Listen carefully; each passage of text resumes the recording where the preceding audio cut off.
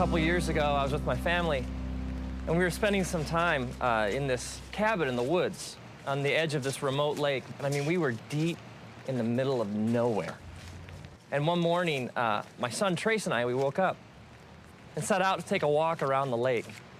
It was one of those mornings, like not a cloud in the sky, and the birds are singing, and my son Trace, he's about a little over a year old at the time.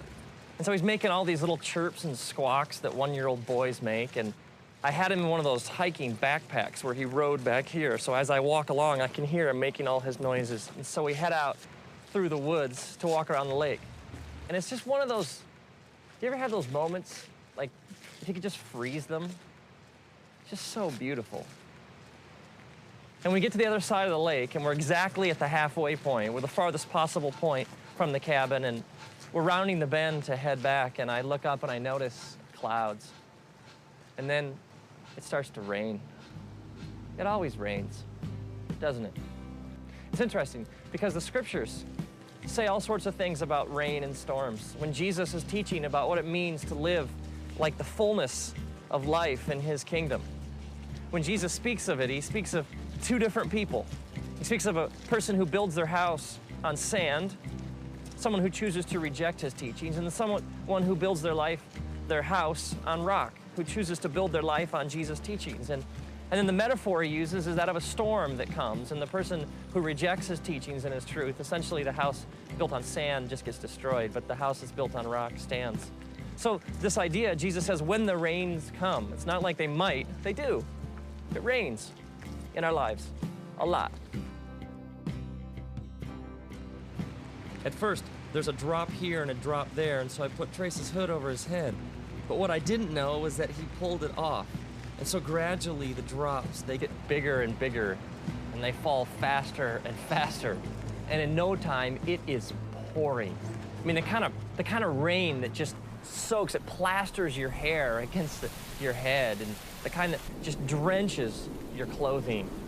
And at first, Trace, the thunder and the lightning, he's okay, but as it picks up and it gets louder and louder and the wind becomes more intense and the trees start to shake, Trace becomes more and more agitated. I can feel him like on my back, and at first he starts to whimper, and then he lets out kind of a little shout here and there, but in no time, Trace is shrieking at the top of his lungs. I mean, the wind is blowing, it's thunder and lightning, and we are just getting plastered with this heavy rain, and the trees are no longer providing any shelter. And Trace, just from like deep in his being, starts to yell and cry so loudly and with such passion and terror in his voice. It's interesting, because if you take like the word cry and you search the scriptures, you find this word comes up over and over again. Like even the book of Psalms, just the book of Psalms. If you're like start reading through, it speaks over and over and over again of crying out to God. And God says these amazing things, like he says, when you cry out to me, I listen. He even says, I cannot ignore the cry of somebody who's afflicted. It's like if I'm hurting, lost, soaking wet, scared, confused, God says, you cry out and I hear. God even says that when you cry, he's close to the brokenhearted.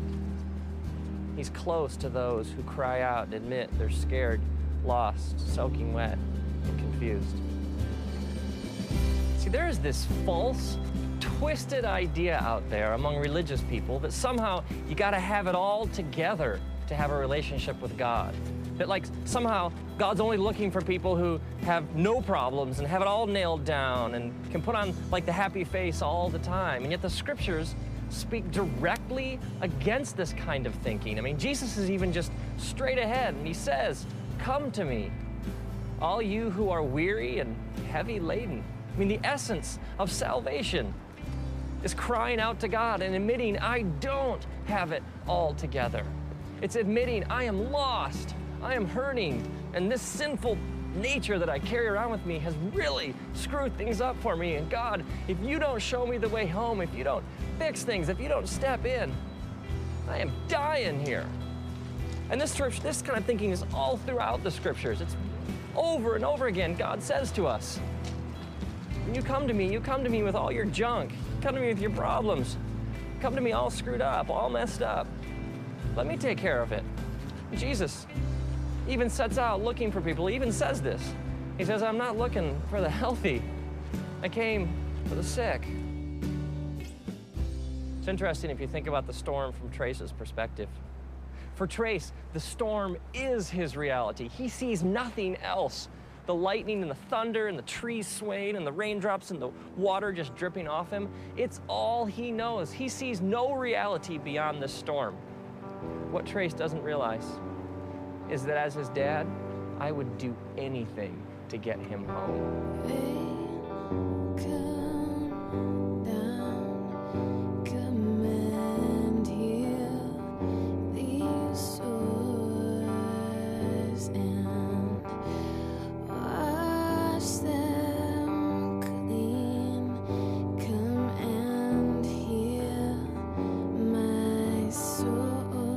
So at this point, Trace is shrieking at the top of his lungs in stereo right behind my head.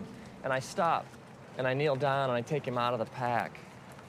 And I pull him close to my chest, and I wrap my arms around him, and I hold him so tightly up against my heart. And for the last mile of our walk, the entire time, I bend over and I whisper into his ear over and over again, I love you, buddy. We're gonna make it. Dad knows the way home. We're gonna make it.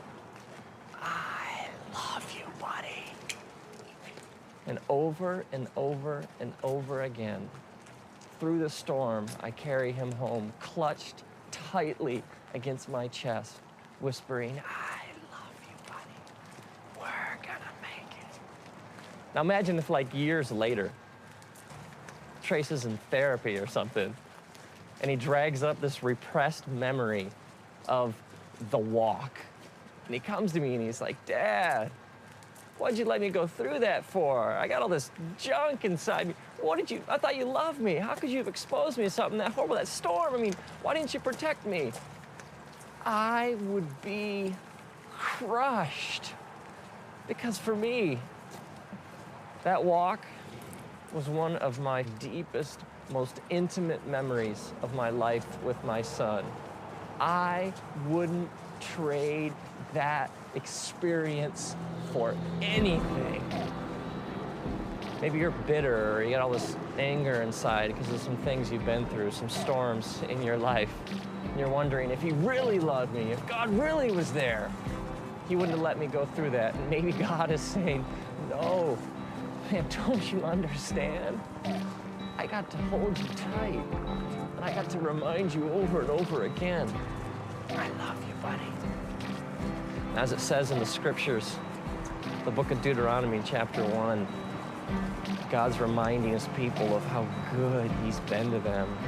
He says, remember, I carried you like a father carries a son. And now, may you, when you're soaking wet, lost, hurting, and confused, may you cry out, and may the creator of the universe take you out of your pack. And may he hold you tight up against his chest. May he wrap his eternal loving arms around you, and may you hear him whisper, I love you,